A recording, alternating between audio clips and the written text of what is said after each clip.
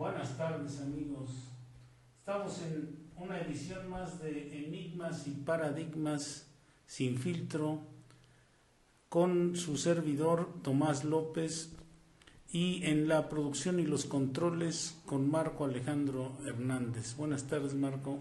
Bienvenidos todos nuestros misteronautas en esta edición más de Enigmas y Paradigmas sin filtro.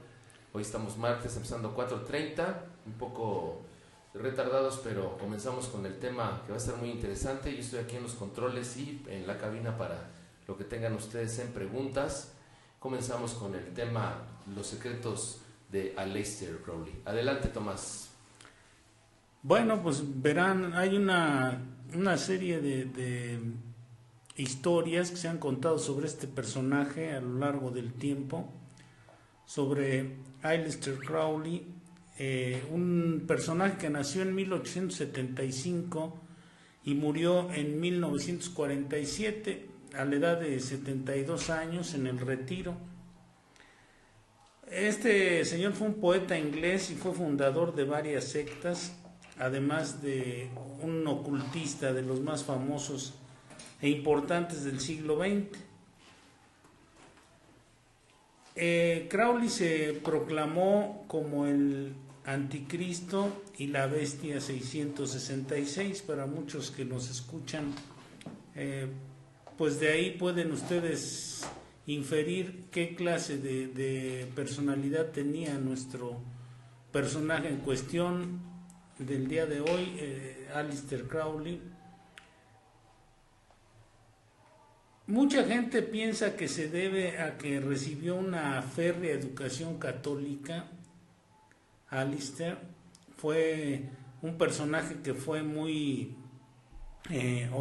espoleado por la cuestión religiosa en el seno familiar, y entonces en cuanto él tuvo posibilidades de liberarse de este yugo religioso dogmático que le imponía la familia, optó por buscar alternativas completamente opuestas y diferentes a lo que había recibido como educación.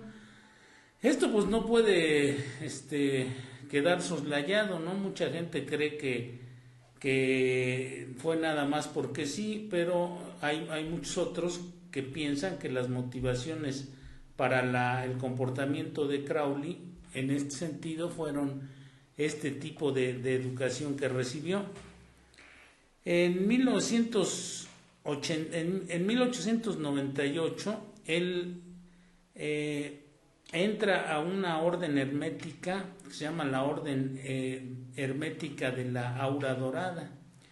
La Orden Hermética de la Aura Dorada o Golden Dawn es una sociedad hermética en donde se enseñan los principios de las ciencias ocultas y la magia de Hermes.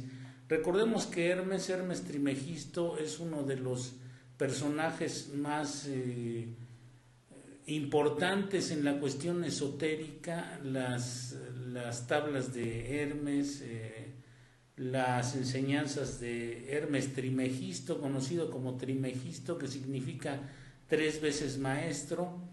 Seguramente algunos de ustedes han escuchado en alguna o más de una ocasión aquella frase tan usual, que se ha vuelto tan usual en los tiempos actuales, y yo creo que a partir de hace muchos años se utiliza esta frase famosa que dice: como es arriba es abajo y como es adentro es afuera. Esta es parte de las enseñanzas de Hermes Trimegisto, del 3 veces maestro. Y entonces, bueno, pues esta orden a la que entró Crowley lo fue instruyendo en el uso y desarrollo de su intuición, en el estudio de la Oabalá, de los misterios egipcios, de la filosofía, el cristianismo místico, los misterios griegos y todas estas cosas que la alquimia, las tattvas, la astrología, todas estas cosas que se utilizaban o que se enseñaban en esta orden hermética, la clarividencia, los viajes astrales, la magia ritual, Entonces ahí en Golden Dawn pues adquirió el conocimiento como estudiante y fue generando, como se dice, una luz interior de verdad, se fue convirtiendo en un verdadero adepto a estas cuestiones esotéricas, es decir, el camino del esoterismo lo tomó de alguna manera Aleister Crowley por la educación a la que fue sometido, que era una educación muy rígida. Él era una mente, un alma que no tenía, que no admitía pues el cortapisas de la religión o de la sociedad. Recordemos que hablando desde este aspecto psicológico, Sigmund Freud en El malestar de la cultura menciona que nos van reduciendo, nos van poniendo, nos van acotando las posibilidades de otros aprendizajes, de otras filosofías, de otra forma de vida, nos la van reduciendo cuando la sociedad se organiza como tal.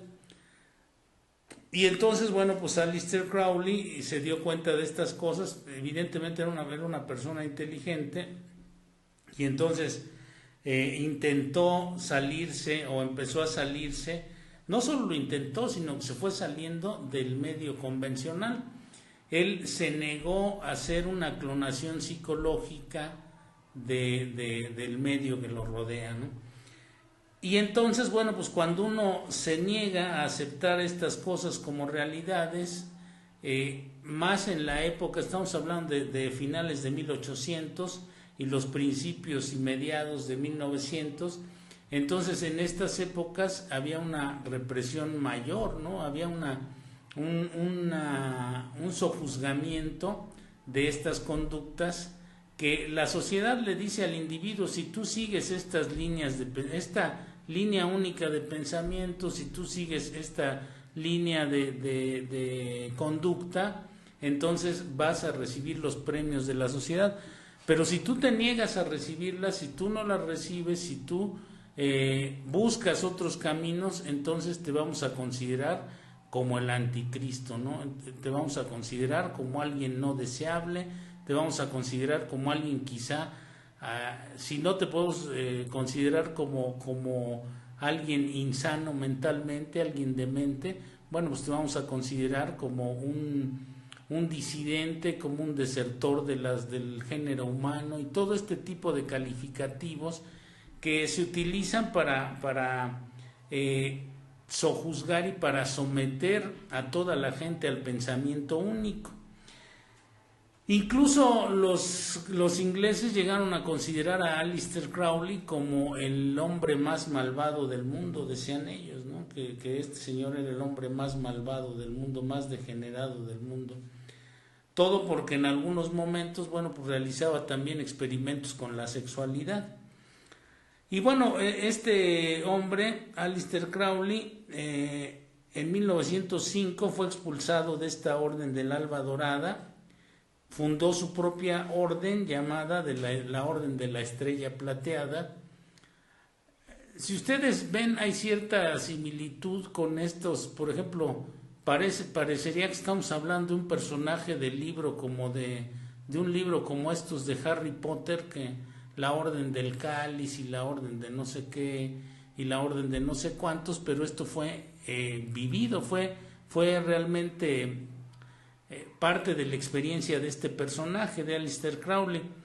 Entonces él entró a la Orden de la Estrella Dorada en 1904.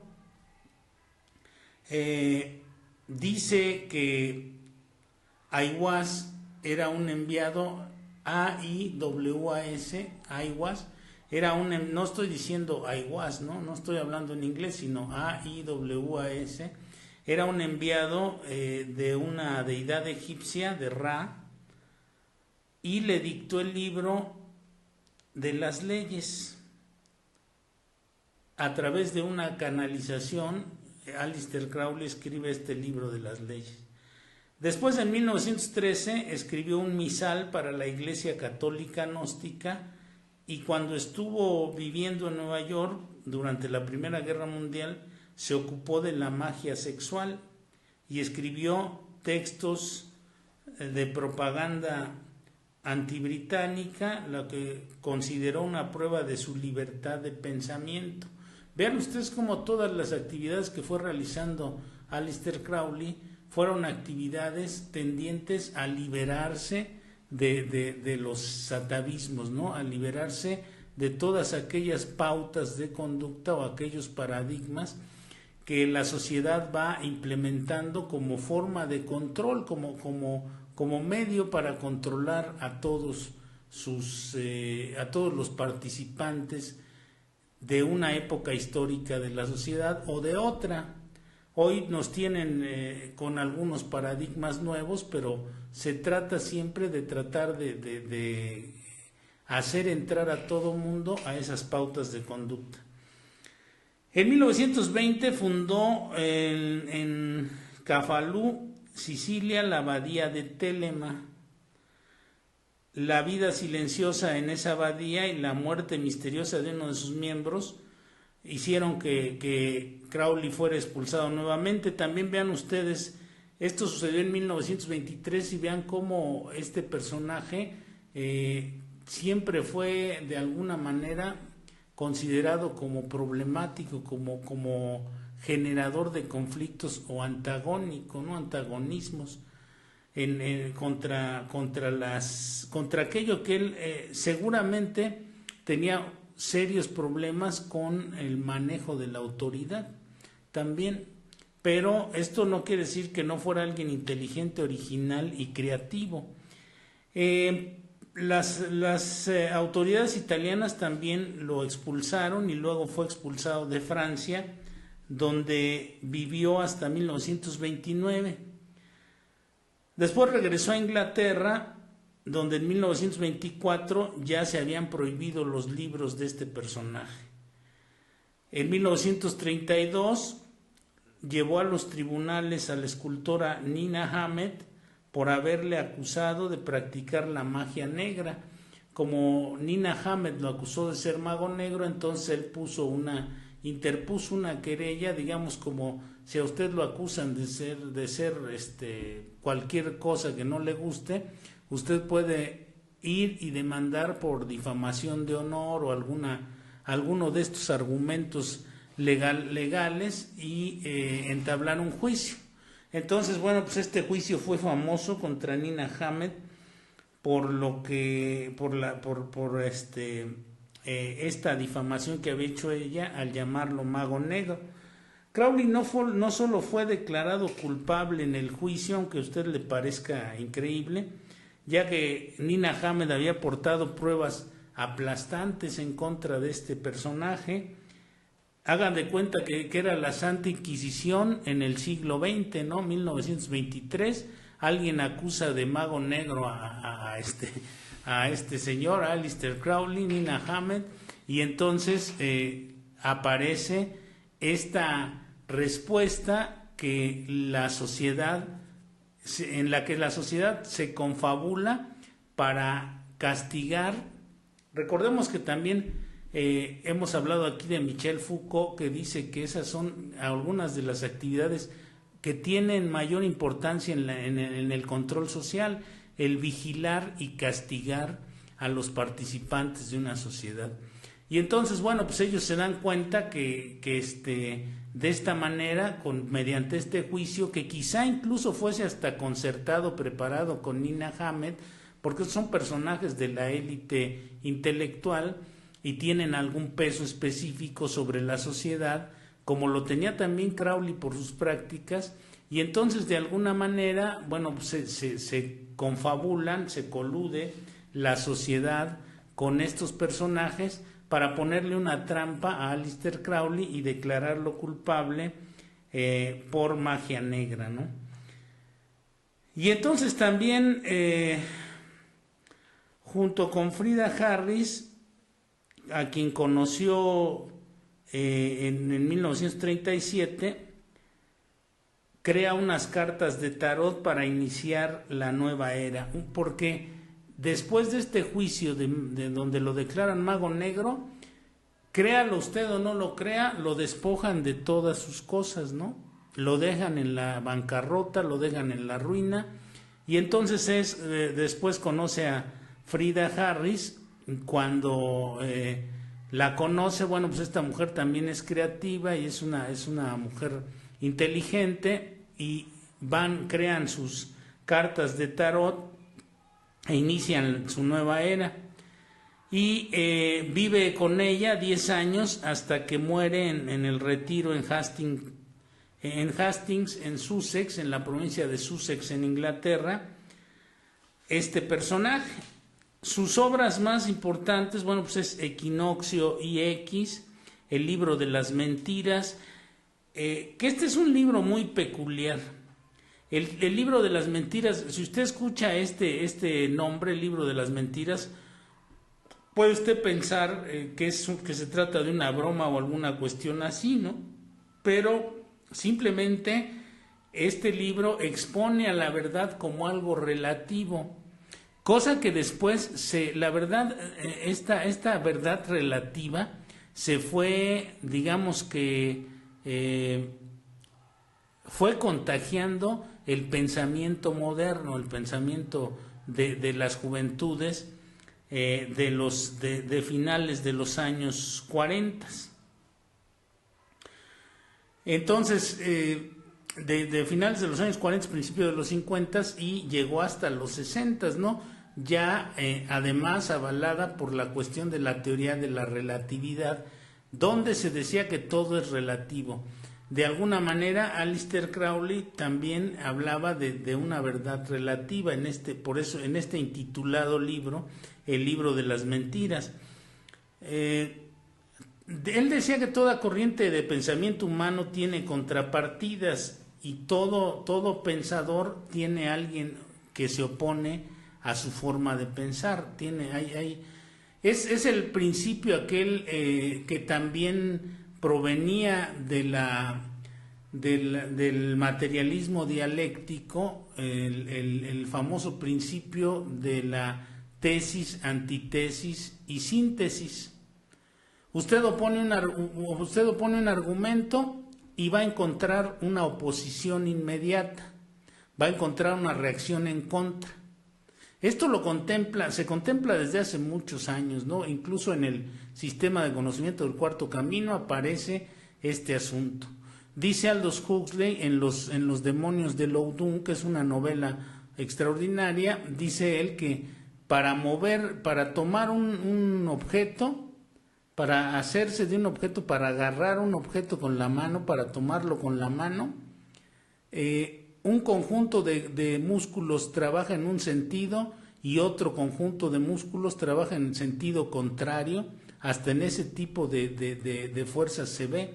Albert Einstein decía que a toda acción corresponde una reacción de la misma intensidad pero en sentido contrario, y el materialismo dialéctico mencionaba entonces que usted expone el argumento, su tesis, viene una antitesis, y del matrimonio de la tesis y la antitesis aparece la síntesis de las cosas, ¿no?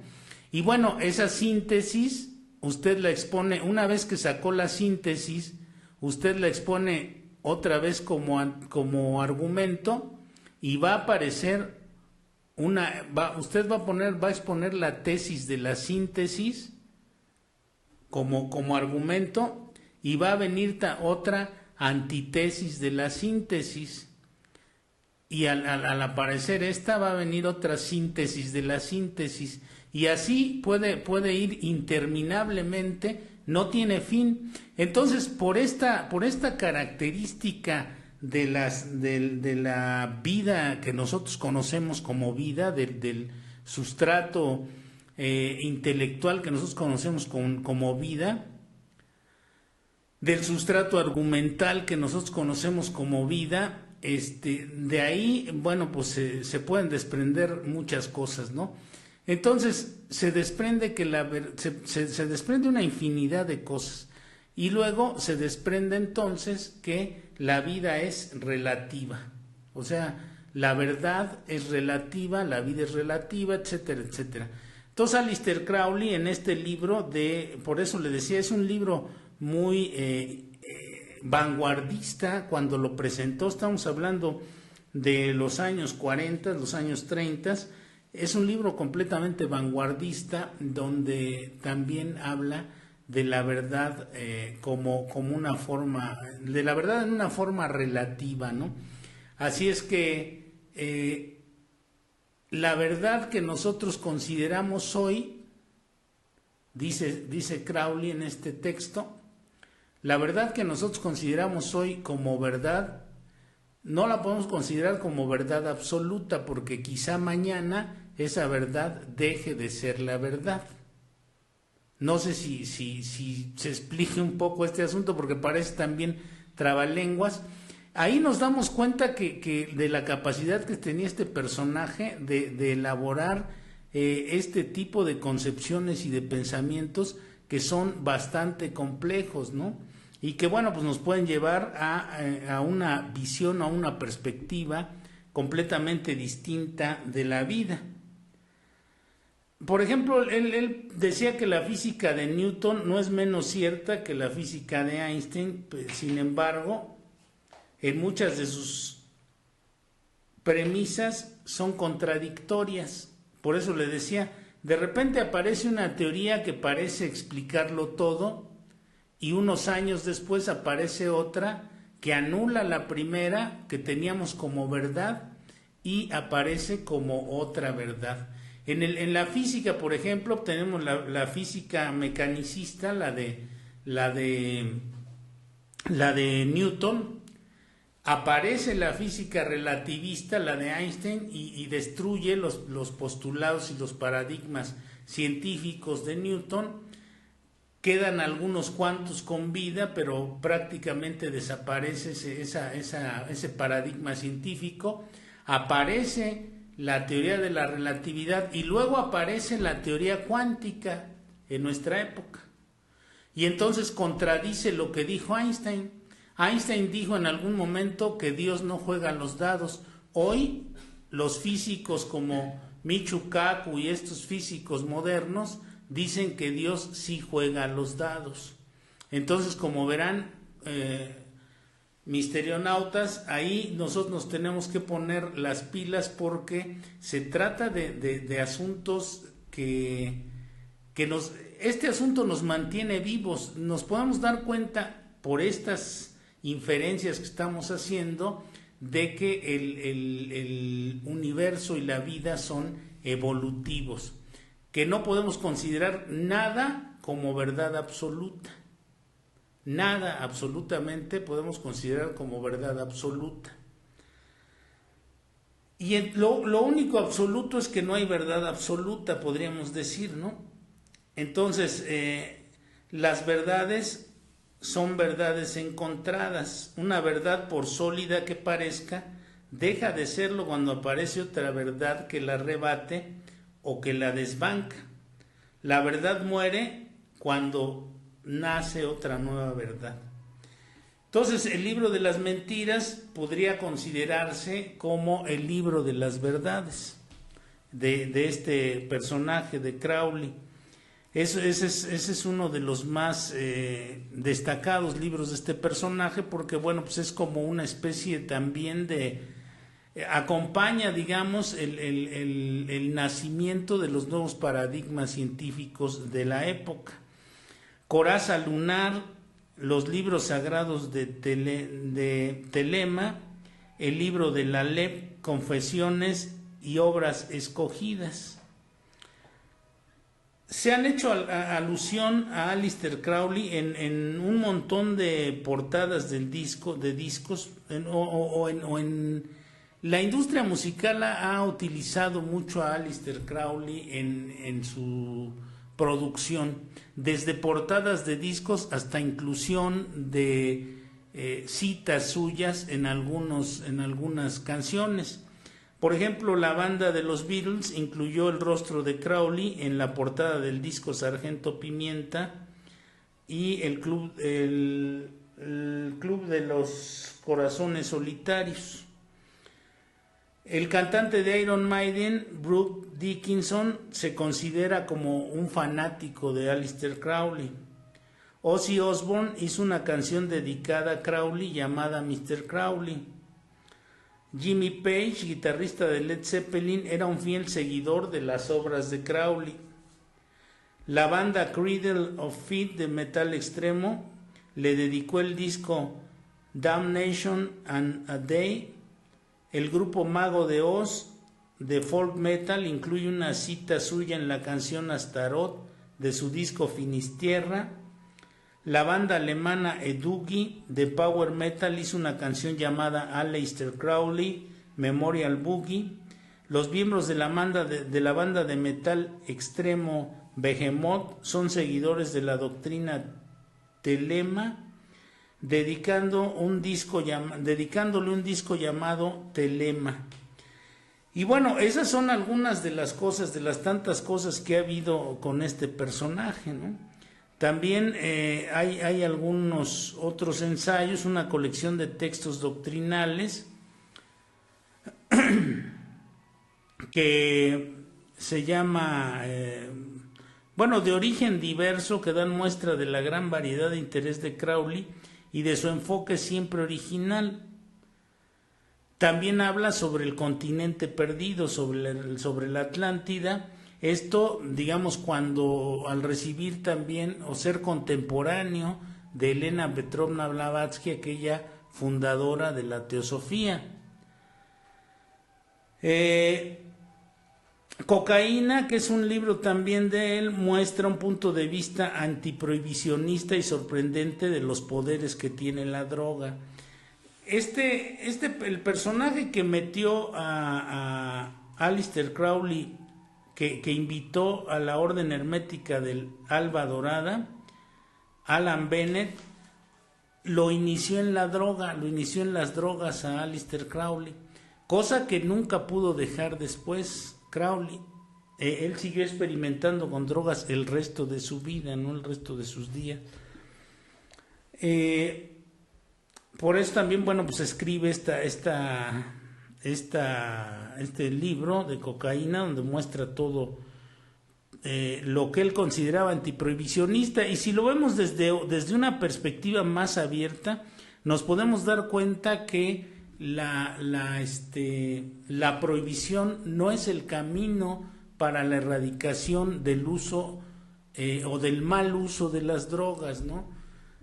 Porque las drogas no se van a acabar a balazos, no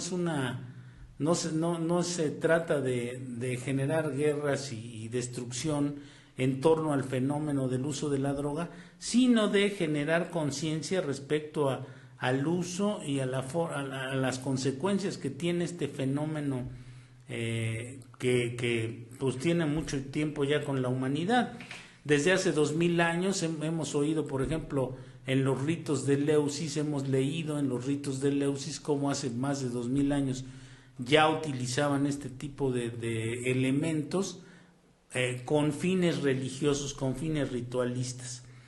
Y en otros lados, ¿no? En casi todas las civilizaciones se ha utilizado de esta manera. Entonces, Crowley también escribe el libro de Thoth, que es un libro donde se describe la filosofía y el uso del tarot, una baraja de tarot que esta baraja de tarot que les decía fue realizada por Crowley y Frida Harris, y esta forma parte de Equinox, una serie de publicaciones en forma de libro de la Astrum Argentum a una orden mágica fundada por Crowley y George Cecil Jones en 1907. El libro de Thoth fue publicado durante el equinoccio de primavera de 1944. Vean ustedes cómo publican las cosas y hacen las cosas en momentos específicos, ¿no? En momentos significativos, en el equinoccio de 1944. El tarot ha sido una de las barajas más vendidas del mundo, este tarot que diseñaron Crowley y Frida Harris. 200 volúmenes de la primera edición fueron encuadernados en piel de Marruecos y durante la posguerra mundial y en menos de 3 meses se habían recuperado las 1.500 libras invertidas en esta edición. El libro se dividió en 4 partes. La primera es la teoría del tarot, la segunda es el atu o arcanos mayores, la tercera es las cartas cortadas y la cuarta las cartas pequeñas. La primera parte se divide en 3 capítulos, la parte 2 en 2 capítulos y un apéndice, la parte 3 y 4 tienen un capítulo. Este libro incluye una serie de láminas describiendo las cartas del tarot tal como las veían Crowley y Harris. Hay 2 apéndices. En el A se habla del uso del tarot en el arte de la adivinación. En el B se incluye el orbit dictum o dicho de paso, mostrando que las correspondencias no son arbitrarias, y las claves del libro de la vida, de la cábala, en un diagrama atribuyendo los trigramas de I Ching a los 10 sefirot.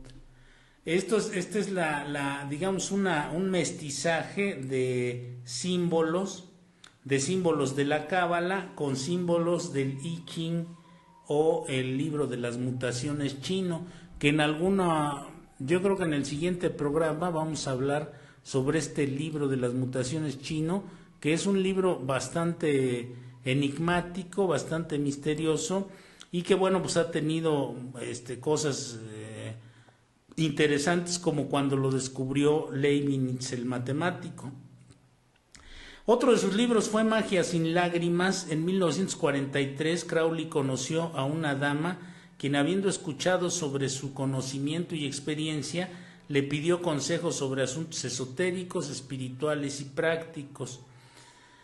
Esta unión entre ellos llegó a convertirse en muy estimulante intercambio de ideas. Crowley más tarde pidió a otros que le hicieran preguntas similares, y el resultado fue la colocación de más de 80 cartas, las cuales ahora están siendo publicadas bajo el título de Magia sin lágrimas. Él quería ponerle Alistair explica todo, pero pues era como que un libro bastante pretencioso, ¿no? Entonces decidieron ponerle Magia sin lágrimas. Otro de los secretos de este personaje tan singular, Aleister Crowley, fue, usted seguramente ha visto este símbolo en la calle. Lo llegó a ver cuando amor y paz decían algunos, ¿no? Y decían este símbolo, que no era un símbolo de amor y paz. Este símbolo fue creado por la inteligencia británica, pero fue con la asesoría de Aleister Crowley, que realizaba magia de sigilos en contra de la magia negra de los nazis. Fíjese usted, uno de los secretos más importantes de este personaje es que tuvo una guerra esotérica en contra de Adolfo Hitler, a quien también se le consideraba como mago negro. Hay algunas versiones de gente que dice que Adolfo Hitler fue un personaje que abrió puertas cuyo resultado es impredecible. Nosotros tenemos en nuestro cuerpo 7 chakras, digamos, benignos, por decirlo de alguna manera. Tenemos 7 vórtices energéticos en nuestro cuerpo que estimulan la vida como la conocemos.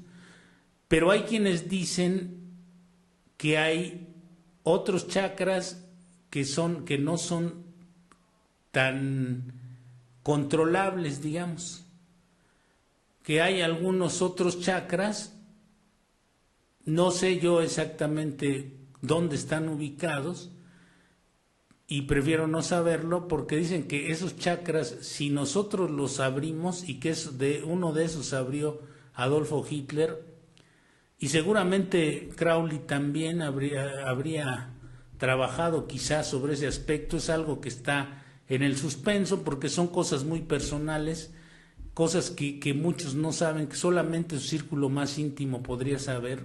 o quizá ni ese círculo íntimo, estos personajes como Adolfo Hitler fueron capaces de abrir estas puertas de energía, estos vórtices energéticos, y tener resultados impredecibles, ¿no? Como fue esta reacción impredecible del Holocausto y todas estas cosas.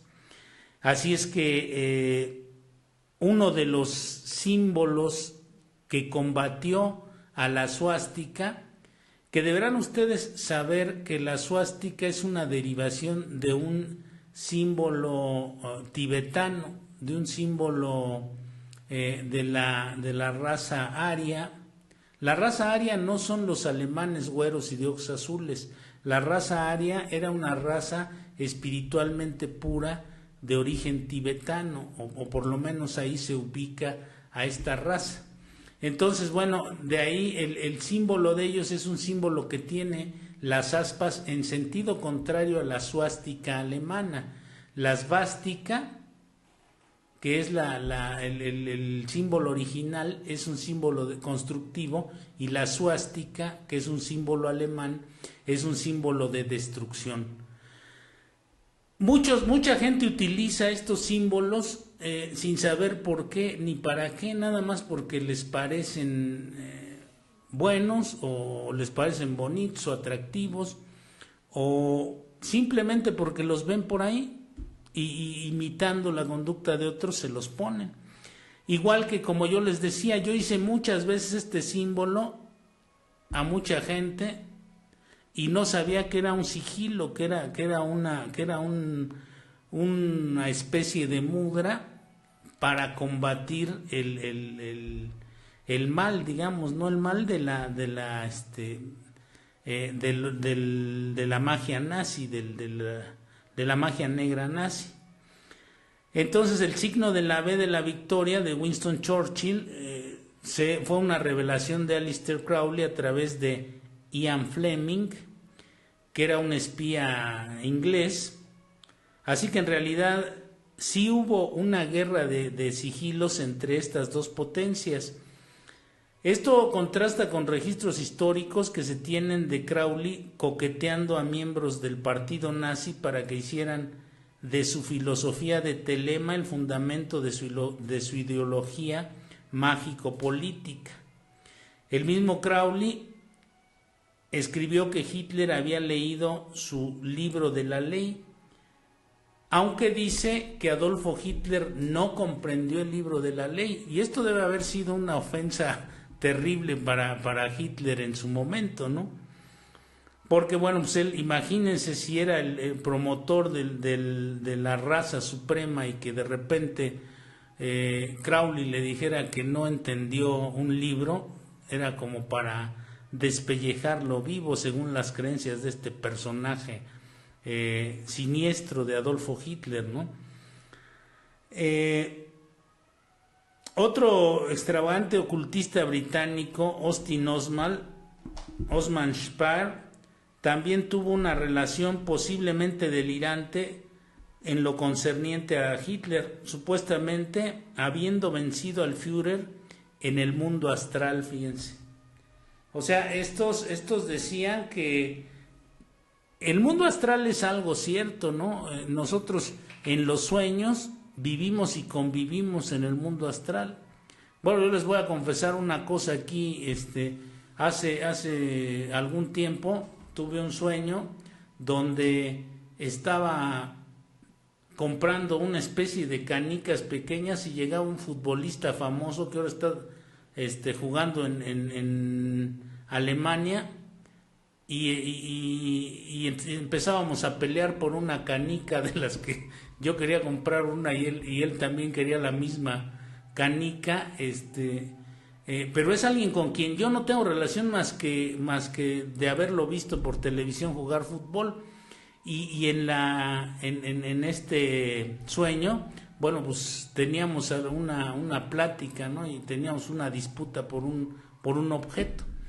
Entonces, bueno, y era bastante real hasta que desperté y ya entré a esta realidad de vigilia en la que estamos y que seguramente estamos aquí. En muchas ocasiones le dicen a uno que si uno está en medio de un sueño lúcido, o cree uno que está en medio de un sueño lúcido, intente prender una luz, sí, que intente prender una luz o se pellizque para ver si está uno en un sueño o está uno en la supuesta realidad en la que habitamos ahorita. Entonces, bueno, pues venció a Austin Osman, venció a Hitler en el mundo astral, dice. Y ahora bien, se dice que si alguien era capaz de ser doble agente, era Crowley, para quien el deber estaba ciertamente en un plano moral superior al humano. De los símbolos de esta guerra surge la publicidad de las grandes empresas basada en logos y en subliminales. Fíjense, este fue otro producto de la guerra, la publicidad, los logotipos y la publicidad subliminal fueron fruto de esta Segunda Guerra Mundial. Hay otra parte de la vida, yo pensé que íbamos a terminar más pronto, pero es bastante largo y prolífico lo que hizo este personaje, entonces nos vamos a alargar un poquito más, unos 5 minutitos más. Este personaje, bueno, desde enero hasta marzo de 1918, Crowley comenzó una serie de trabajos mágicos llamados los trabajos de Amalantrá. En habitaciones amuebladas del Central Park West en la ciudad de Nueva York. Estos trabajos eran de magia ceremonial y sexual, en el intento de invocar a ciertas inteligencias y traerlos a su manifestación física. Fíjense, ahí hay una magia ceremonial y magia sexual para tratar de traer de manera física a entidades con las que él trataba de contactar. En la actualidad sus trabajos de manifestaciones son como una serie de visiones y comunicaciones recibidas a través de los mediums. Pero en ese tiempo, pues, Crowley estaba desarrollando una serie de trabajos en el sentido ceremonial y sexual. Sea como fuere, en tal forma, la tríada de manifestaciones físicas por medio del portal mágico que ellos crearon supuestamente un portal mágico en ese lugar, en Central Park, en esta vivienda donde estaban, en este lugar donde estaban aposentados. Sería interesante en algún momento poder visitar ese lugar, ¿no? Ahí se supone que crearon un portal que fue creado mágicamente en una especie de fábrica del tiempo y el espacio, y la entidad que vino de ese lugar fue dibujada,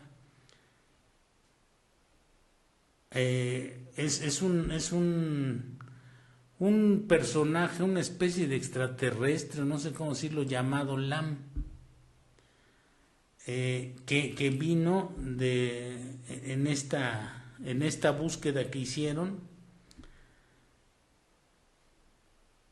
O se llamaba Lam o fue nombrado así por Crowley, ¿no? De cualquier manera se consideró que era de origen interdimensional.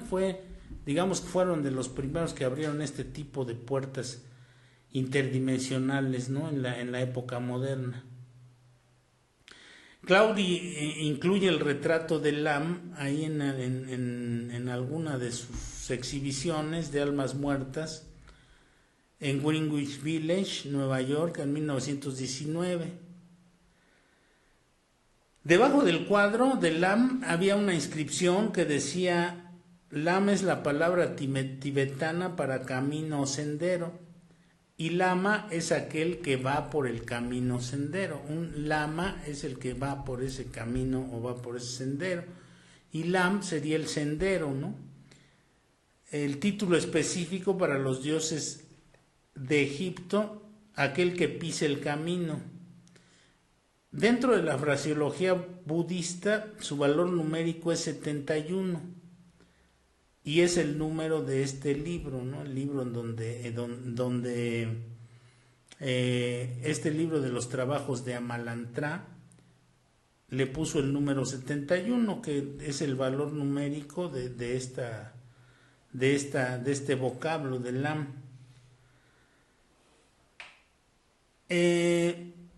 Después de ahí se desarrolló un culto a este personaje, el culto a Lam. Varios grupos ocultistas o individuos siguen sus pasos y han demandado haber contactado intencionalmente y con éxito a Lam. Los más notorios, Michel Bertiux en los años 60, seguido por un grupo de iniciados en la orden Templi Orientis, una orden mágica operada por Crowley.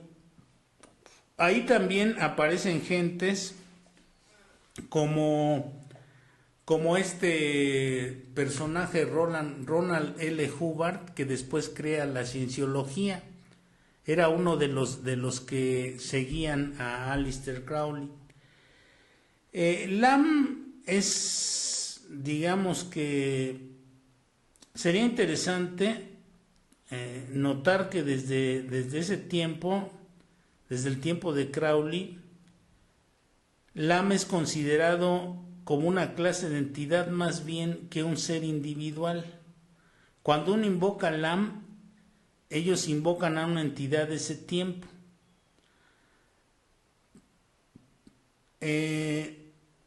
A menudo parece que dentro de los círculos crowleyanos la regla de trabajo es a menudo, si Crowley lo hizo, nosotros también queremos hacerlo, ¿no? Es como una especie de imitación. Se abrió un portal dentro de los círculos ocultistas. Crowley de manera intencional abrió este portal de entrada a través de los rituales de Amaltrá y logró contactar con esta entidad de nombre Lam. Y bueno, Peter Carroll, uno de sus discípulos, uno de sus seguidores, dice que Aleister Crowley se dio cuenta de la naturaleza verdadera del ego, fíjense, e indicó que perfeccionar un ego es como crear un castillo en contra de la realidad o la supuesta realidad. Además, él reconoció que el verdadero santo ángel de la guarda no es más que la fuerza de nuestra conciencia mágica y genio en sí misma, y no es otra cosa. O sea, él piensa que pensaba que nuestra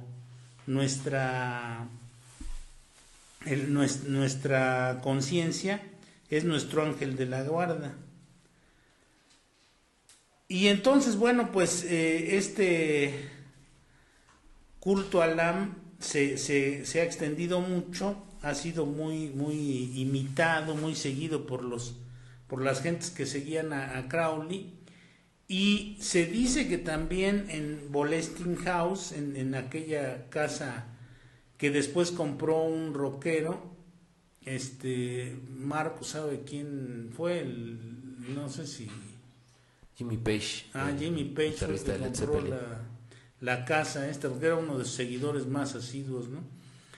Y entonces en esta casa se dice que Aleister Crowley estaba haciendo una serie de rituales al final, ya en la parte final de su vida, para lograr eliminar a los demonios que han atrapado esta tierra. O sea, se supondría que si alguien está tratando de hacer estas invocaciones para terminar con los demonios que han atrapado este mundo, no es un personaje funesto, sino que es alguien que tiene por lo menos buenas intenciones para sus semejantes, ¿no? Para este mundo. A pesar de haber sido siempre un personaje controvertido, a pesar de haber sido siempre un personaje señalado, a pesar de haber sido enjuiciado como en la mera Inquisición, cuando lo acusaron de mago negro y todas estas cosas, bueno, pues Aleister Crowley todavía tenía ese ánimo, tenía esa intención de trabajar en favor del mundo, ¿no? Y además de habiendo librado esta batalla en el mundo mágico, digamos, contra las fuerzas, contra las huestes de Adolfo Hitler. Y con esto, bueno, pues terminamos esta sección de los secretos de Aleister Crowley y nos vamos a un breve corte con los saludos y si hay algún mensaje o alguna cuestión para seguir con el segundo bloque. Ok, dice Jorge Guzmán Ortiz, saludos, profe Tomás. Saludos a Jorge. Beto Copado dice, interesante el programa. Saludos a Beto Copado. Por ahí en timeline está Guadalupe Corona y Roger Morales también. Saludos a Guadalupe y a Roger, que nunca nos abandonan, ellos son misterionautas de hueso colorado. Pues vamos a ir a un pequeño corte y los dejamos con Win Mertens. A continuación, abducciones documentadas. Regresamos.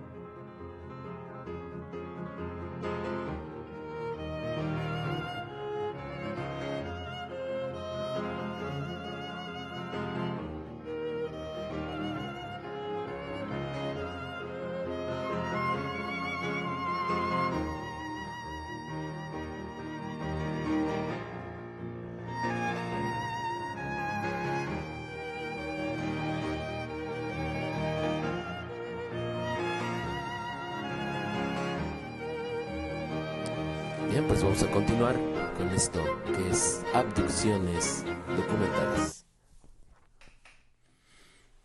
Bueno, pues vamos a entrar al segundo bloque que trata de lo que es el fenómeno de las abducciones. Hablamos la vez pasada de algunos casos de abducciones, o más bien sobre lo que es una abducción en el sentido, digamos, más práctico, ¿no?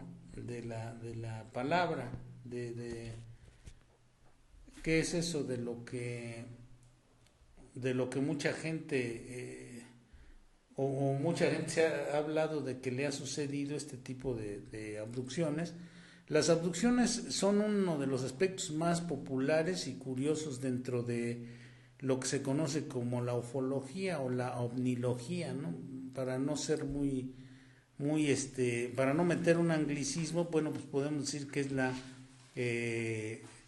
la ovnilogía, objeto volador no identificado y su consecuente lógica, ¿no? No obstante, a pesar de las increíbles historias que han surgido desde la segunda mitad del siglo XX, ha cautivado a todos los fanáticos de la ciencia ficción desde hace mucho tiempo. Y bueno, pues hemos tenido ya un conjunto de películas que han venido hablando de este fenómeno de la abducción, del contacto de los seres extraterrestres con los normales, con los normales por llamarlos de alguna manera, con los habitantes nativos de este planeta, ¿no? Porque también pudiera pensarse, hay mucha gente que piensa que no solamente están los habitantes, no solamente estamos los habitantes comunes y corrientes de este planeta, sino que hay mucha gente que piensa que desde hace mucho tiempo nos visitan los extraterrestres, que hemos sido visitados por mucho tiempo en este mundo por extraterrestres.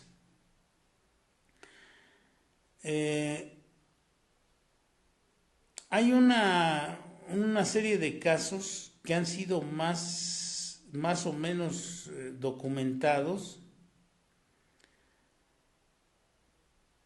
que desafían el racionalismo de nosotros, ¿no? Que se salen del contexto de lo lógico, de la lógica o del sentido común,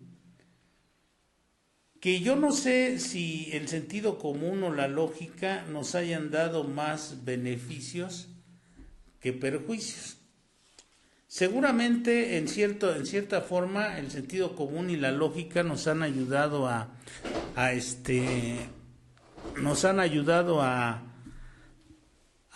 sobrevivir de mejor manera, pero esto no quiere decir que el sobrevivir sea una de las cosas más importantes, aunque si no estamos en este plano, nuestras manifestaciones deben ser de otra naturaleza en algún otro plano, ¿no?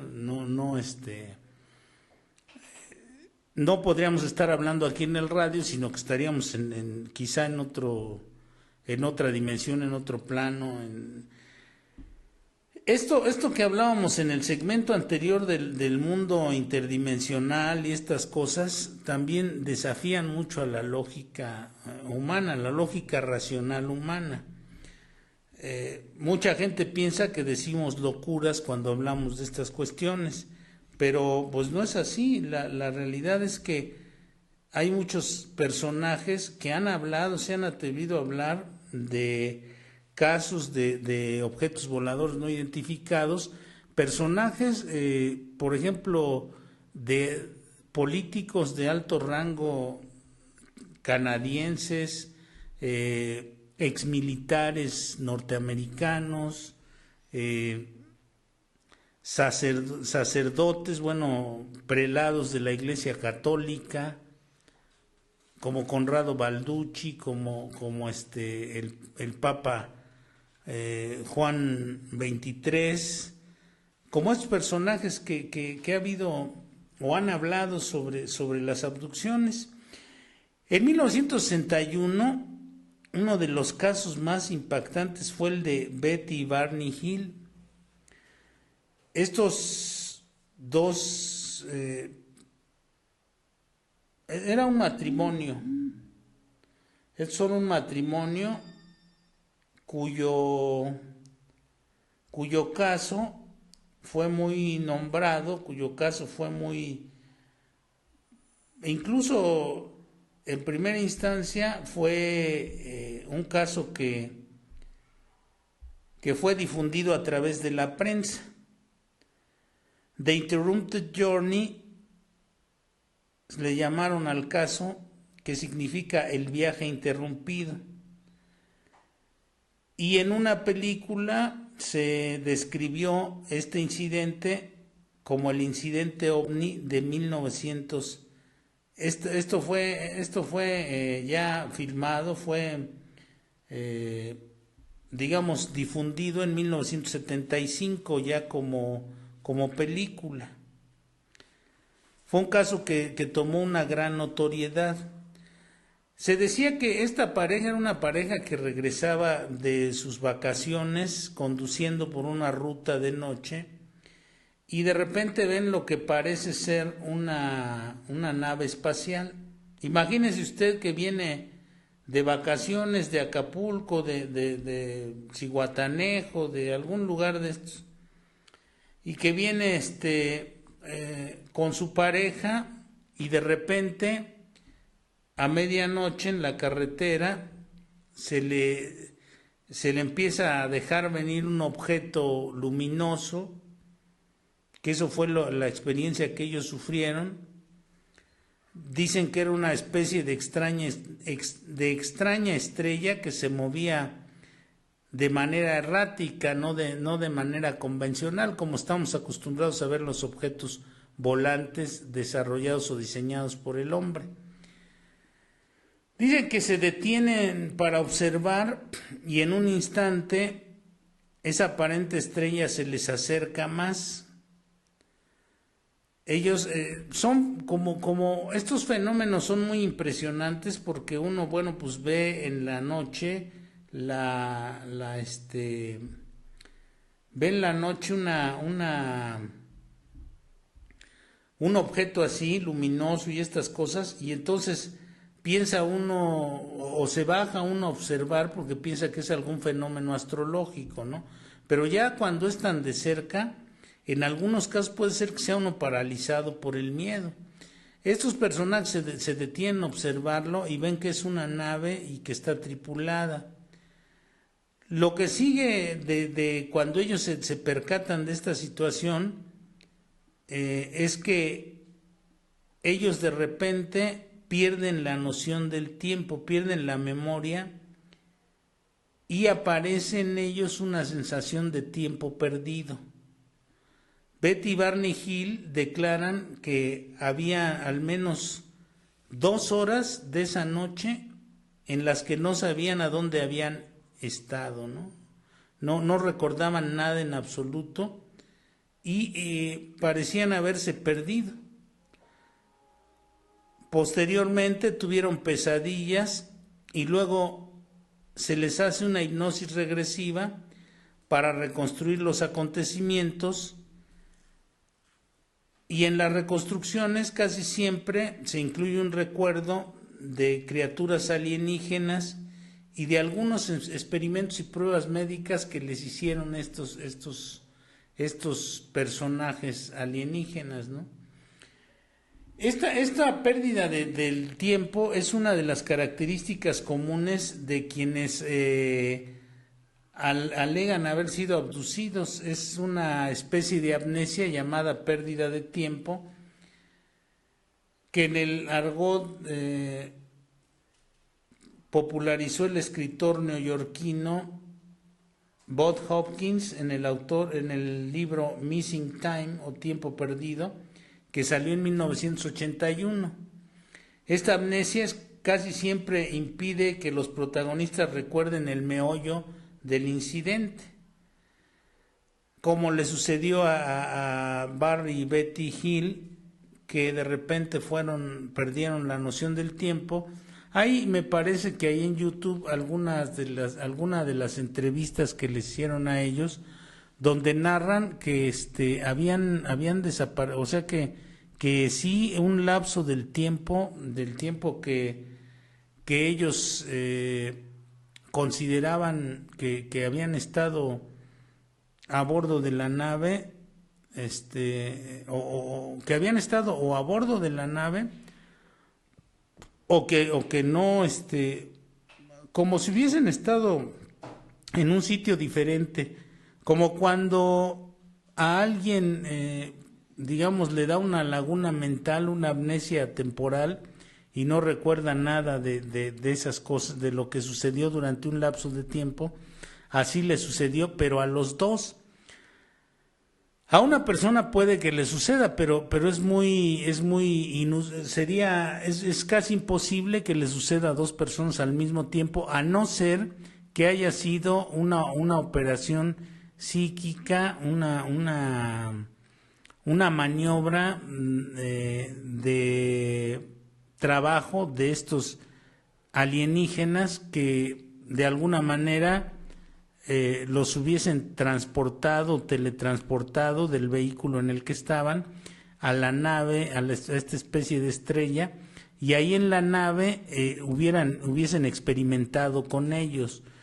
Porque, bueno, pues de alguna manera, si estos visitantes extraterrestres vienen a este planeta, no es para contemplar un partido de fútbol, o no es para ver qué hacemos nosotros o qué música escuchamos, ¿no?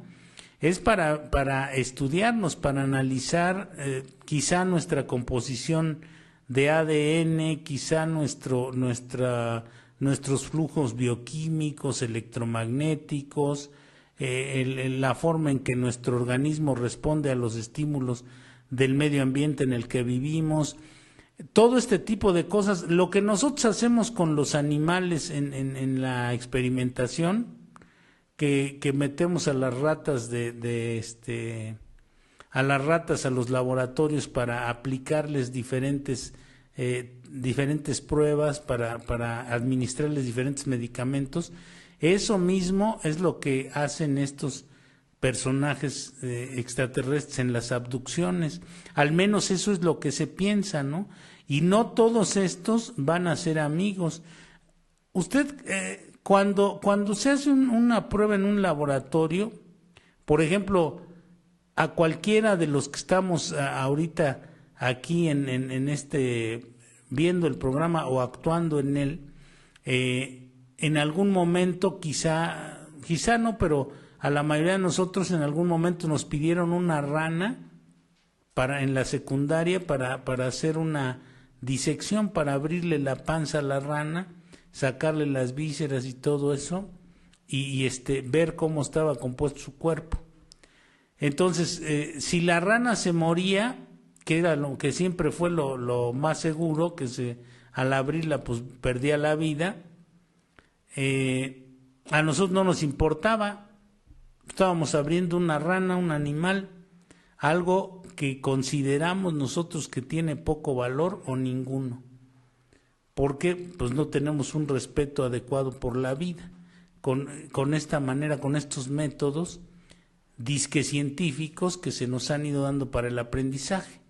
Ahora, ¿usted cree que estas entidades extraterrestres, si experimentan con alguien, si le hacen un test a alguien, si le administran alguna sustancia o algún tipo de radiación o alguna de estas cosas, ¿usted cree que si se muere el sujeto de experimentación, que en este caso sería un ser humano, les va a importar? Pues yo creo que no mucho, ¿no? Va a pasar como con el experimento de la rana.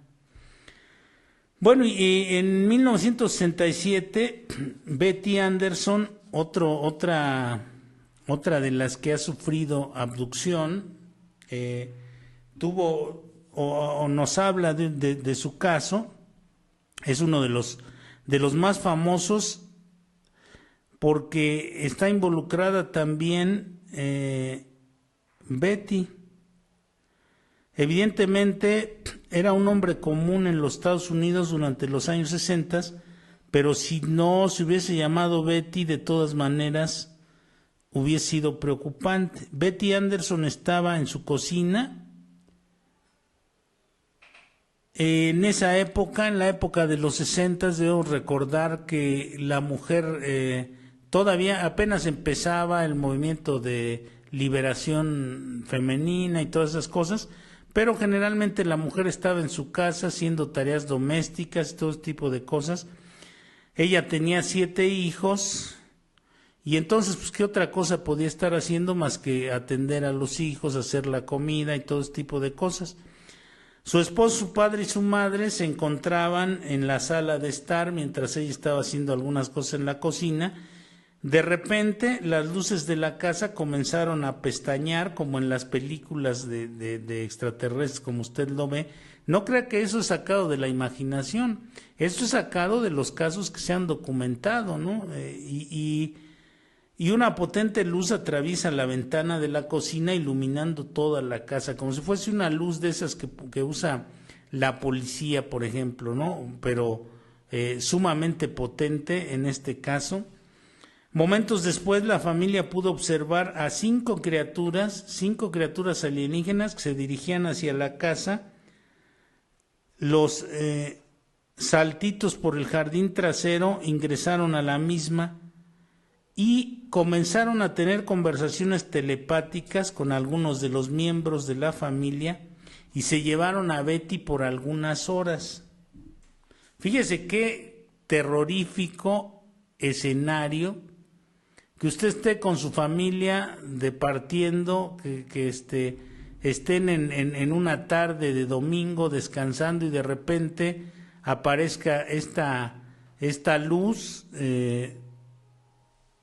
potente y empiecen a acercarse 5 personajes de extraterrestres y de repente empiecen a conversar telepáticamente, a ejercer, según yo, un dominio telepático con los integrantes de la familia. No solamente estaban hablando con ellos, sino los tenían dominados, los tenían subyugados para poder llevarse a Betty y experimentar con ella. Se la llevaron un par de horas y luego la regresaron. A esta mujer se le hicieron después pruebas, pero también quedó en un estado como de cierta, como que quedó un poco tocada mentalmente después de este incidente, ¿no?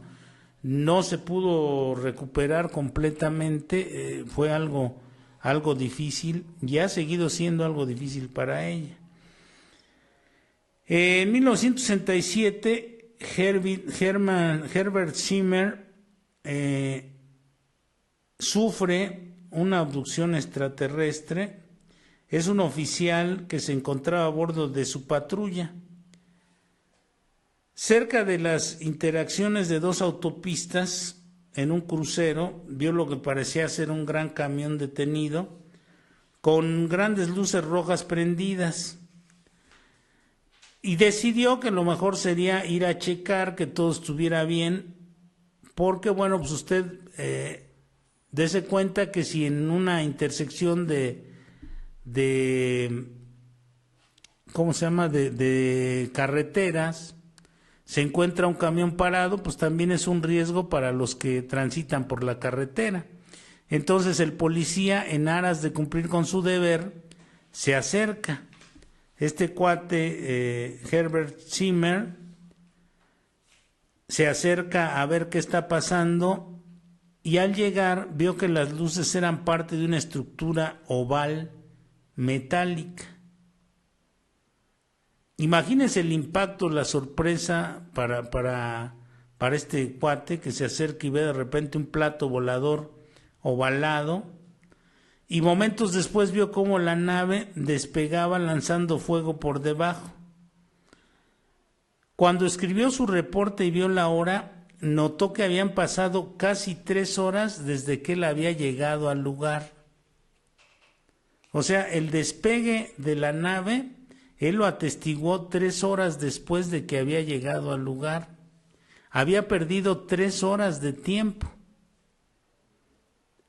Imagínese el impacto, el shock, el terror que experimenta una gente cuando de repente se da cuenta que hay un lapso de tiempo de 3 horas o de 2 horas o de 1 hora del que no recuerda absolutamente nada y está en su sano juicio, no ha ingerido ninguna droga, ni alcohol, ni nada por el estilo. La incertidumbre que debe darle a alguien saber que probablemente fue objeto de una serie de experimentos de este tipo de entidades, que le decía, no siempre deben traer las mejores intenciones y generalmente siempre van a estar experimentando estos seres con nosotros.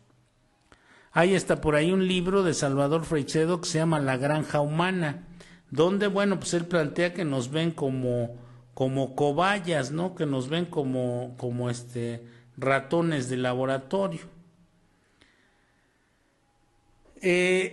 Lo que sucede en esos casos puede saberse bajo regresión hipnótica, mediante las cuales se somete al abducido a un estado de relajación y se acude a la biblioteca de imágenes de su memoria consciente para que progresivamente vaya recordando los eventos que sufrió. Es muy probable que el abducido desde el principio del episodio, por ejemplo, haya captado todo. Recuerde que nuestra mente es como una especie de cámara muy eficiente, una supercámara, que va grabando todos los detalles de lo que sucede. Todos nuestros órganos, todos nuestros sentidos van grabando todos los detalles de lo que sucede alrededor nuestro. Entonces, lo que grabamos, a lo mejor no somos conscientes de que lo grabamos, pero somos capaces de reproducirlo en un estado de relajación completo, en un estado hipnótico. Entonces, bueno, pues esto es lo que hicieron también con este personaje que en un momento dado habló de esta experiencia. En 1976 hubo un caso, las abducciones de Alagast. Es uno de los casos mejor documentados e investigados de abducciones extraterrestres, que involucró a varias personas y que también se volvió muy conocido cuando los sucesos fueron adaptados a la televisión en un episodio de la serie Misterios sin resolver. Se recordará usted a Robert Stack, aquel que decía, este es un misterio sin resolver, ¿no? Aquel que salía en la serie de Los Intocables, que era Elliot Ness, y después salía en este programa de Misterios sin resolver. Ahí 4 personas fueron involucradas en la abducción mientras se encontraban pescando en el río Alagast. En lo que se suponía que iba a ser una velada muy digamos, muy divertida. Iban a tomar algunas cervezas. Ya ve que los gringos son muy dados a ese tipo de cosas, ¿no? Y ahora también, bueno, pues en esta parte del mundo en donde estamos nosotros, también hay es muy común que la gente se vaya a pescar, se tome unas cervezas, se hagan algo de comer, coman botanas, platiquen. Es en el afán de tratar de distraerse. Bueno, pues esa velada de relajación y contacto con la naturaleza se volvió en una escena terrorífica. Terminó convirtiéndose en una pesadilla, en algo dantesco, ¿no? Las consecuencias de los 4 abducidos incluyeron aterradoras pesadillas protagonizadas por extraños seres de cabezas alargadas y ojos brillantes.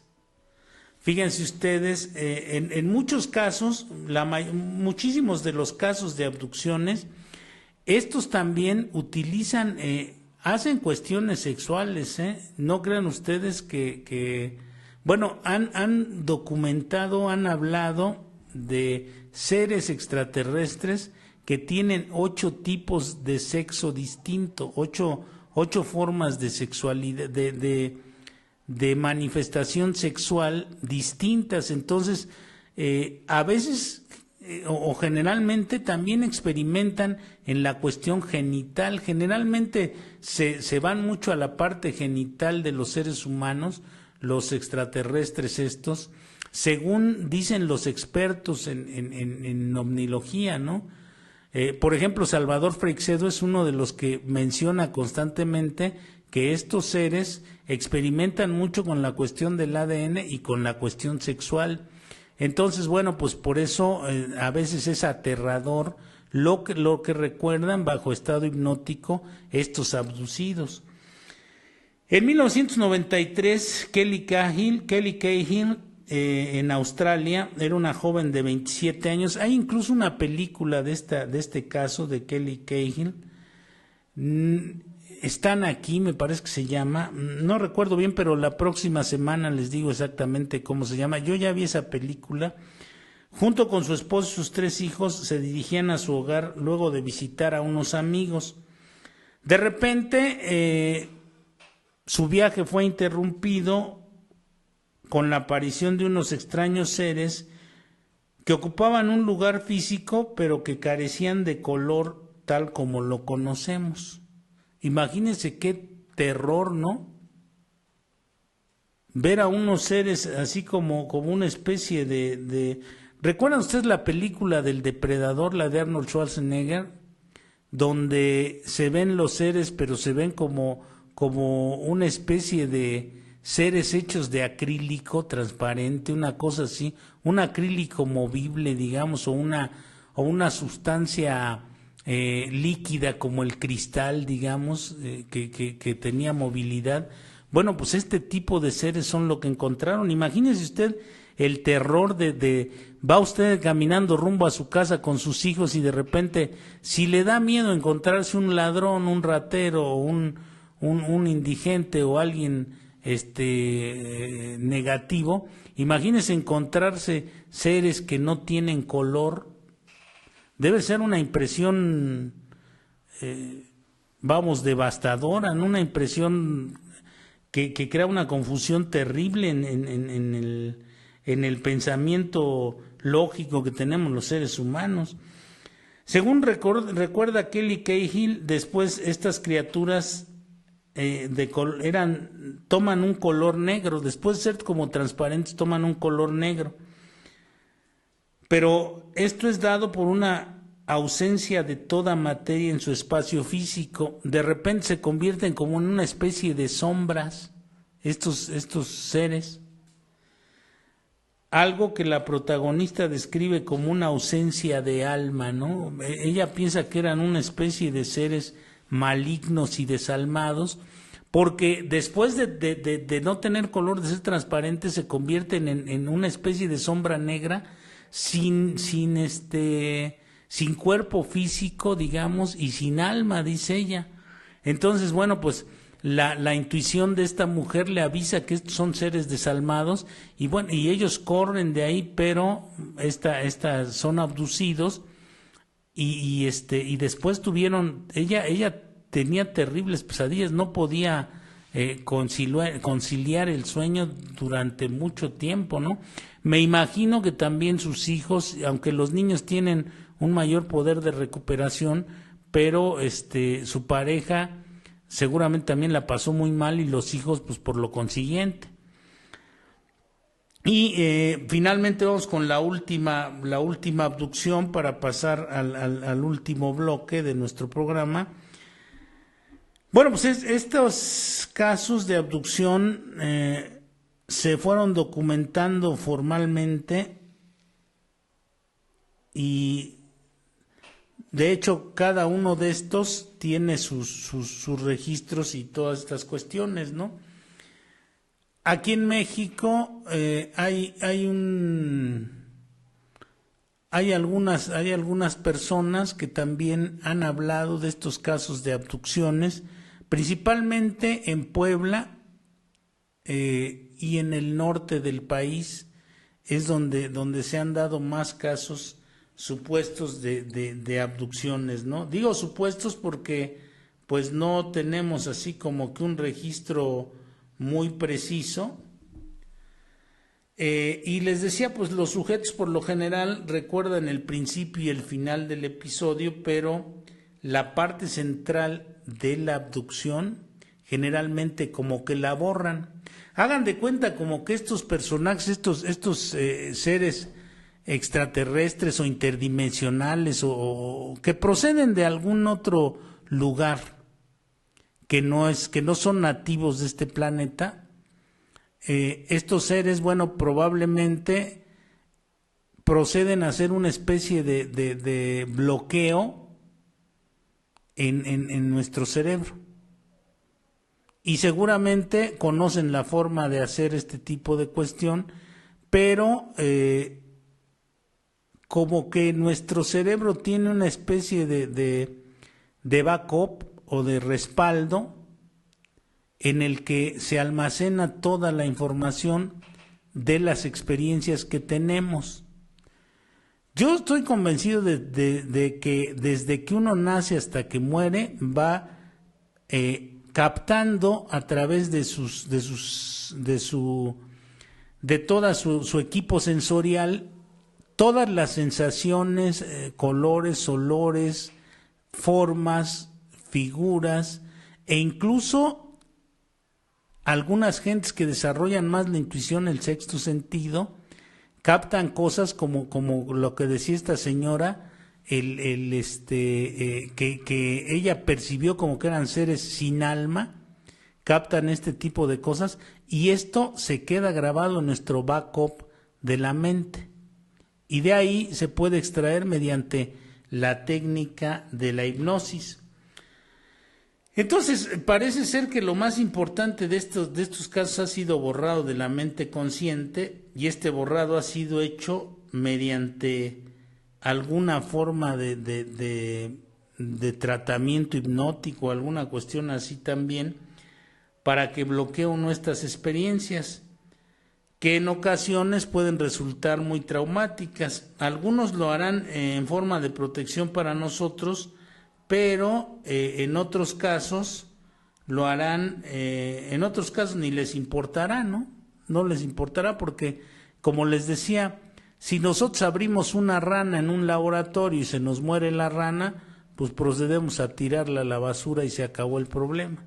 En este caso, si se les pasa la mano a los extraterrestres con un abducido, pues van a hacer lo mismo que con la rana, van a tirarlo a la basura.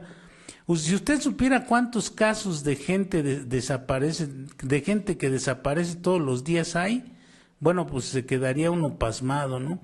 Hay mucha gente, mucha niños, gente de mediana edad, adolescentes que desaparecen todos los días. Y no todo es obra del narco, ni es obra de los gobiernos que se dedican a hacer este tipo de cosas, ni es obra del espionaje o de venganzas, o tampoco cuestiones cuestiones pasionales. Muchas de esas gentes probablemente sean abducidas. Recordemos que Gary McKinnon, aquel que hackeó el Pentágono, dijo que algunos gobiernos, como el gobierno chino, el ruso, el norteamericano y quién sabe cuántos más, hicieron pactos con estos seres extraterrestres, o han hecho pactos con ellos para que no se investigue la desaparición de las personas, para que aquellos que son abducidos no se investigue sobre ellos, ¿no? Entonces, bueno, con esto terminamos el segundo bloque. No sé si hay algunos comentarios o preguntas o algunas cuestiones ahí, Marco. Sí, tenemos aquí a Rodolfo Villalba, dice: saludos Tomás de Las Vegas, aquí siguiéndote y escuchando tus buenos temas. Saludos a Rodolfo. Nora Yaraleugui dice: ¿quiere decir que las cartas del tarot son bien verdaderas en su interpretación? Sí, el tarot es una ciencia muy antigua, podríamos decir, una herramienta muy antigua, no ciencia, una herramienta muy antigua. Nosotros no queremos llamarle ciencias a esas cosas porque nos parece que no lo son. Así como a lo mejor dentro de unos 1000 años, la gente que nos preceda se va a reír de lo que nosotros le llamamos ciencia. Cuando digamos que no, pues es que la física era una ciencia exacta, ellos van a decir, pues eso ni era ciencia, ¿no? Quién sabe qué hacían. Así nosotros hemos pensado de las civilizaciones antiguas, y de esa manera descartamos las posibilidades de estas herramientas que han sobrevivido. Luego descartamos las posibilidades que nos pueden dar para mejorar nuestra existencia, porque siempre y cuando se utilicen para mejorar la existencia, yo creo que son herramientas útiles. Por ejemplo, Alejandro Jodorowsky utiliza mucho el tarot para muchas cosas, ¿no? Para ayudar o tratar de ayudar a las personas. Bien, ahí está contestada la pregunta. Guadalupe Corona: Tomás, excelente como siempre. Gracias, Guadalupe. En California. Rodolfo Villalba, esa viene completa. Tomás, una pregunta. Mi pareja me cuenta que desde niña siempre la han visitado y que la tocan, y le di sí a su mamá y no le creía. Y a estas alturas todavía le pasa y los ha visto que traspasan las paredes y yo le creo, por lo mucho que he leído de entes que están entre nosotros, y yo con muchas naves como pelean entre ellas, pero pelean por ayudar a la humanidad.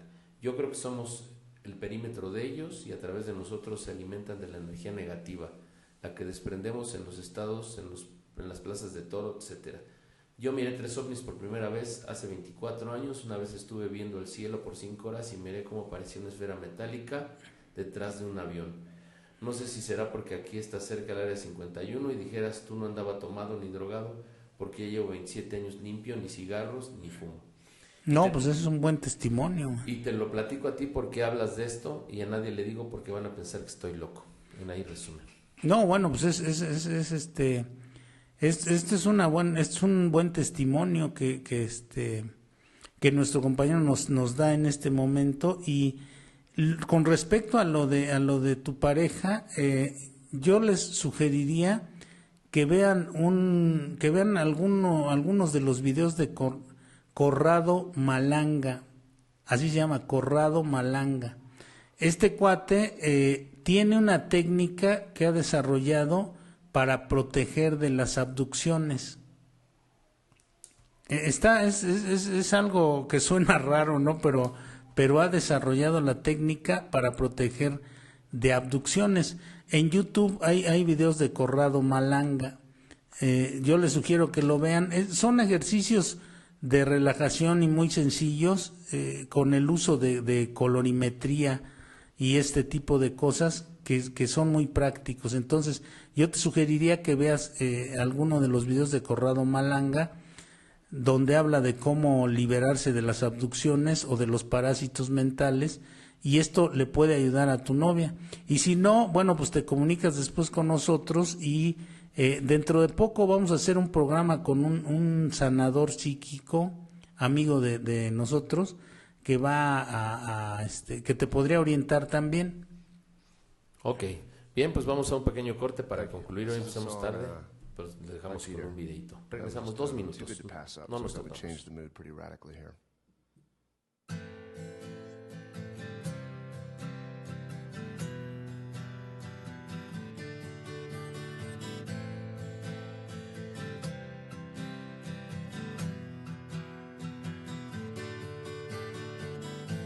A strange kind of love, a strange kind of feeling swims through your eyes, and like the doors to a wide, vast dominion, they open to your prize. This is no terror ground or place for the rage,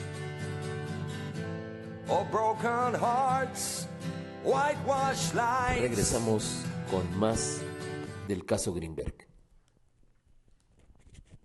Bueno, pues estamos aquí ya de regreso. Vamos a hablar sobre este caso que no se ha tratado mucho. Es un caso que debiera habérsele dado mayor, creo yo, importancia, porque de por sí en nuestro país no tenemos este tipo de personalidades, este tipo de personajes como Jacobo Greenberg, a quien algunos llamaron el Einstein de la conciencia. Y evidentemente muchos otros lo intentaron ridiculizar o denostar por la valentía de sus teorías, ¿no? Que eso es lo que hace falta hoy en día en la ciencia actual, hoy en día en el quehacer humano actual, que haya gente que se atreva a salirse del círculo paradigmático o dogmático de las ciencias y las religiones que nos van marcando pautas a veces muy equivocadas, ¿no? Creo yo. En la Universidad de México el doctor Grinberg tenía su laboratorio, hemos hablado ya en alguno de los programas de Enigmas y Paradigmas anteriores, tenía su laboratorio de estudios de la conciencia. Él trataba de vincular a la ciencia formal con el desarrollo o con el conocimiento chamánico. Fíjense qué trabajo tan interesante, tan importante estaba desarrollando. Había experimentado con la telepatía a distancia en su laboratorio. Había experimentado, también fue precursor, pionero de la lectura o de la visión extraocular o dermovisión. Seguramente algunos que son más o menos de mi rodada, de mi edad, recordarán en los programas de Guillermo Ochoa, yo recuerdo más precisamente en ese programa que se llamaba Hoy Mismo, en la televisión comercial, donde alguna ocasión llevaron a unos niños que les vendaban los ojos y leían con las manos, ponían las manos encima de una revista, encima de un periódico, o podían ponerlas en un pizarrón y tocar algunos artículos escritos ahí y decir qué color eran, qué decían las cosas, todo tipo de cuestiones, que actualmente todavía dan cursos de dermovisión o de visión extraocular. Esto, bueno, pues es uno de las ramas de las cosas que estaba estudiando el doctor Grinberg también. Indudablemente un individuo muy inquieto, incansable, un investigador profuso, profundo, inteligente, que también de la noche a la mañana desapareció sin dejar rastro alguno. Le decía que alguien lo definió como el Einstein de la conciencia, y hay quien siguió su pista en México y en España, entrevistó a su hija, entrevistó a sus compañeros en el laboratorio, a los investigadores sobre su misteriosa desaparición,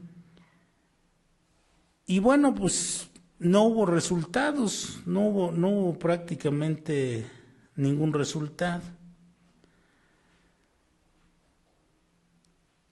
El doctor Grinberg había acudido a Teotihuacán en ese año. Fíjense, hay un dato que no es un dato menor, es un dato sobresaliente en cierto sentido. El doctor Grinberg nació el 12 de diciembre de 1946 y desaparece, escuche usted, el 12 de diciembre de 1994. ¿Es coincidencia? Nace el 12 de diciembre de 1946 y desaparece el 12 de diciembre de 1994. Pudiéramos pensar que es coincidencia, pero bueno, pues el 12 de diciembre era la fecha de una deidad precolombina, de la diosa Tonantzin, que era la madre de Dios, supuestamente, la diosa Tonantzin, que después, por aras de la conquista y estas cosas, se convierte la convierten en la Virgen del Río Lobo o la Virgen María, la Virgen que se le aparece a Juan Diego que habían traído Hernán Cortés de por allá de Medio Oriente, una figurilla que había traído Cortés y que había implementado como un recurso religioso en su transitar de aventurero por la América, en este caso. Y bueno, fíjense qué coincidente, ¿no? Que nació el 12 de diciembre de 1946, el día de la deidad de esta deidad de Tonantzin, y desaparece el 12 de diciembre de 1994. Después en esos días, él había ido a Teotihuacán a participar en un ritual tolteca, y él iba a participar con Ricardo Cáceres, cuyo nombre precolombino es Tlahuizcalpantecutli, y este señor era fundador y líder espiritual del Centro Cultural Tolteca de Teotihuacán, y con Esteban Berrocal, a quien llamaban Toxtli, que era el chamán con el que con el tiempo después realizaría su primer toma de peyote, Jacobo Grinberg.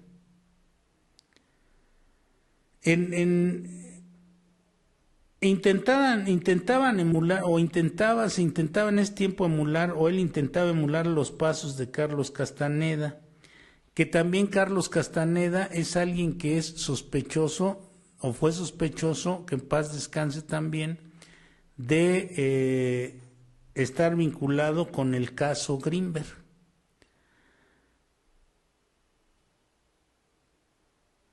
¿Por qué? Porque Jacobo Grinberg se había casado con una artista, Lisette Arditi, fue su primera esposa. Lisette Arditi era artista, y después se casa con Teresa Mendoza López. Teresa Mendoza, no crea usted que es la reina del Pacífico, no vaya a pensar que se trata de esa Teresa Mendoza. Es Teresa Mendoza López, que era muy amiga de Florinda Donner. Florinda Donner, les decía en el programa pasado, cuando hablamos de este caso Grinberg, que hay una persona, una mujer, dos mujeres tipo nórdicas, blancas, altas, muy altas, que este señor Carlos Castaneda se veía chaparrito al lado de ellas dos, y no era chaparro, no tan chaparro, digamos. Ellas, Florinda Donner era una mujer alta. Usted, si gusta ver, por ejemplo, en YouTube hay unos ejercicios de tensegridad, se llaman, donde esta mujer, Florinda Donner, y otra, enseñan los ejercicios para acumulación de energía que Carlos Castaneda promovía. Entonces, bueno, pues esta mujer, Teresa Mendoza López, era muy amiga de Florinda Donner, por eso es que también está vinculado Carlos Castaneda con este caso Grinberg. Entonces, durante este viaje que hace a Teotihuacán, mantendría entrevistas con periodistas como Jaime Maussan, nuestro ufólogo de cabecera aquí en Televisa, bueno, el ufólogo de los televisos, ¿no? Con brujos como Apolinar Huexpal o Diego Gaona, y con arqueólogos como Sola del Socorro. Él tenía un interés muy alto por el chamanismo, por estas cuestiones, y por la brujería tolteca.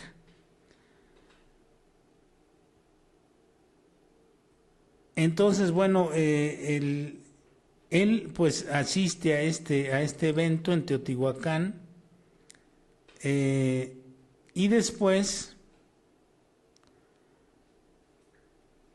ahí es como una especie de parteaguas, porque él tenía programado un viaje a Nepal que nunca realizó. Desapareció sin dejar huella, ¿no?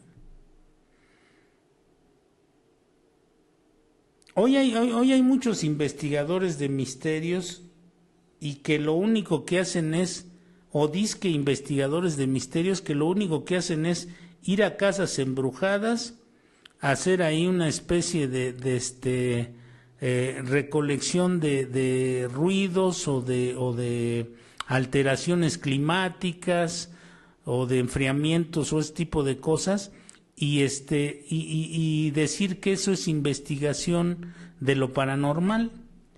Pero el doctor Jacobo Grinberg era en cierto sentido un estudioso verdaderamente de lo que era la parapsicología.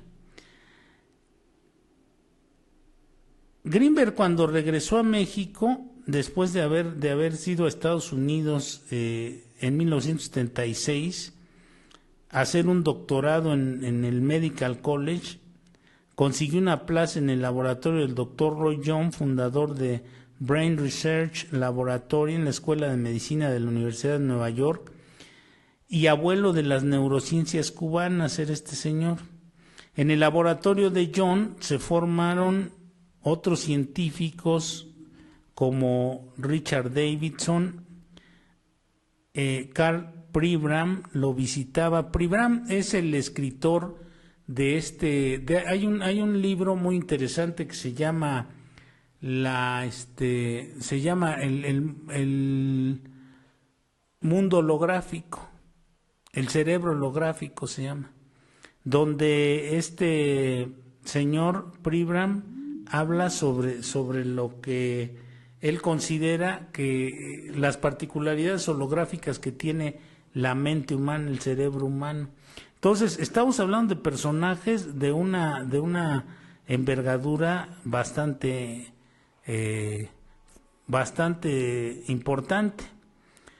Grinberg regresó a México con su doctorado y se empezó a dedicar al asunto de los chamanes, del chamanismo.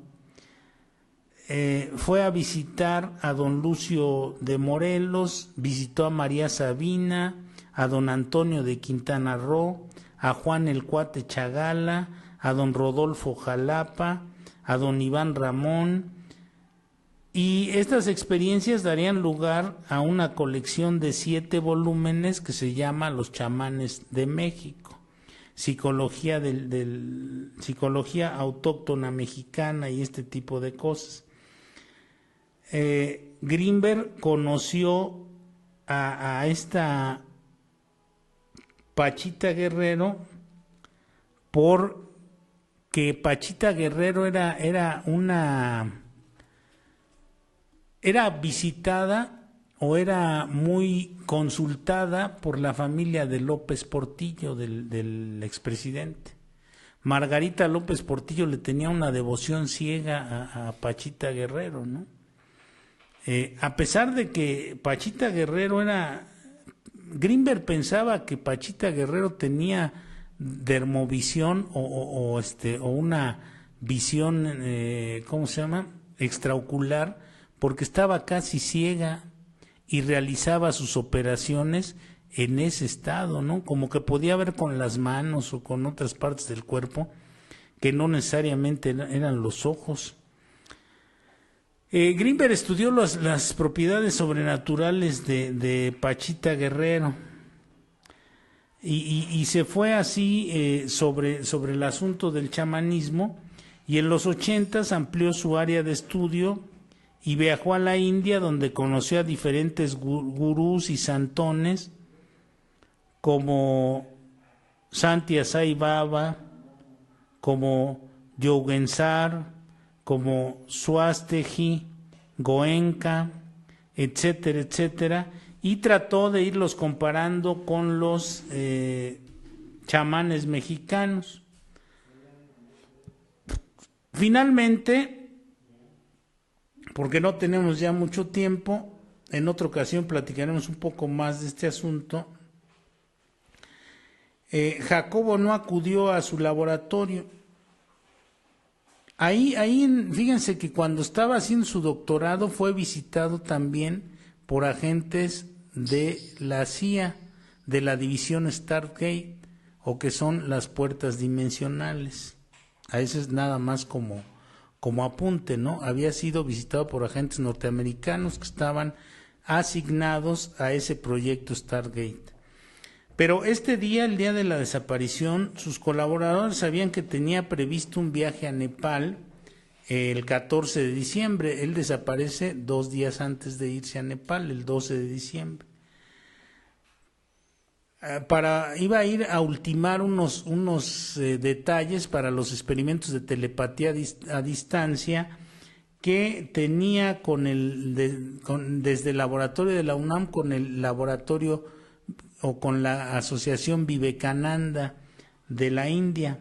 Estaban ahí en este proyecto que era fantástico de telepatía a distancia. Greenberg, según demostró después la policía, jamás tomó aquel avión ni salió del país. Como era un investigador independiente, con frecuencia se ausentaba algunos días para hacer algún trabajo de campo y solamente su esposa sabía a dónde estaba. Fue precisamente Cerezo quien recibió la llamada de Teresa Mendoza López, esta que mencionaba yo, segunda esposa de Greenberg y con quien llevaba apenas 1 año de casado. Teresa estaba muy vinculada al grupo de Carlos Castaneda, especialmente a quien mencionaba Florinda Donner. Este señor Cerezo, el policía, recibió un 13 de diciembre la llamada de Teresa Mendoza López, donde le explica Cerezo que le dijo que Jacobo había decidido adelantar las vacaciones de diciembre e irse a Campeche antes de viajar a la India. Avisó a su grupo de trabajo y no fueron de vacaciones. Todos los miércoles tenían seminario de investigación, así es que regresaron de las vacaciones y al ver que no llegaba el primer seminario, se les hizo extraño. Al siguiente día manifestó su preocupación y dio aviso a la universidad y comenzaron a buscarlo entre familiares de Jacobo. La mayoría de ellos pensaron que él se habría decidido a quedar más tiempo, por lo cual no era motivo de preocupación. En realidad nadie tenía una preocupación tan profunda porque pensaban que estaba en alguna otra actividad, pero dice Cerezo que no tenía una profunda amistad con Jacobo y sabía que no iba a dejar sus investigaciones que para él eran tan importantes y que tenían un gran valor para él. En mayo del año siguiente, hasta mayo del año siguiente, se dio aviso a la policía, la cual consideró que ya no habría suficiente evidencia para indagar lo que pasó. Eso comentó el comandante Padilla. Y bueno, pues de ahí en adelante se hizo una búsqueda de Jacobo Greenberg, no como debió haber sido. En el verano de 1995 su hija aparece en el programa de Siempre en Domingo con una foto de su padre pidiendo ayuda y dando lugar a una cascada de avistamientos de Greenberg. Pero 20 años después seguimos sin saber absolutamente nada del paradero de este extraordinario científico mexicano que, como decíamos, desapareció sin dejar rastro alguno. Y bueno, pues esto es todo por el programa de hoy. Vamos a ver si ¿Hay algún comentario, algún saludo para despedir la emisión? Sí, tenemos ahí saludos de Claudia Córdoba y saludos, Claudia. Francisco Javier y Guadalupe Corona. Saludos, profesor. Saludos Tomás. a todos ellos. Y bueno, pues sin más nos despedimos, no hay tiempo ahorita ya para más. Nos vemos la próxima semana, si Dios quiere, en este programa de Enigmas y Paradigmas del siglo XXI sin filtro. Nos vemos. Nos vemos la próxima.